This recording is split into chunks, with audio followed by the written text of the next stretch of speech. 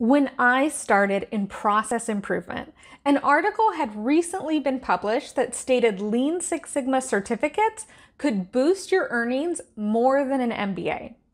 While I can't say definitively that that holds true, for me, it definitely was the case. After completing a Master Black Belt certification, my earnings tripled, while my MBA only increased my income about 5 to 10%. Now, there are two areas of your CV or resume we will cover in this video. First, certifications, and second, experience. There are many different types of certificates out there. One might be a 3-hour self-study class, while another is a 3-week in-person course. But they have the same title. So the type of certificate, while important, is not telling to a recruiter. The institution or school can be important to emphasize if it is a well-known program in your region.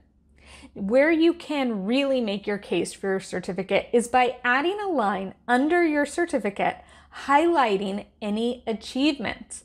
This is a great place to list hours of coursework, project requirements, or other highlights that can tell recruiters your program was comprehensive and high quality. If yours wasn't, no worries. That's where experience comes in. When listing your process improvement experience, you want to focus on outcomes. Implemented 5S tells me nothing.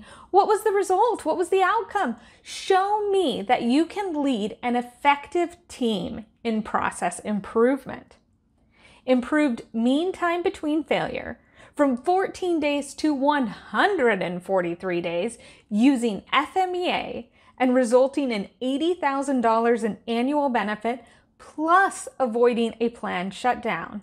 Wow! Suddenly I'm keen. How did you do this? And can you do it for my team?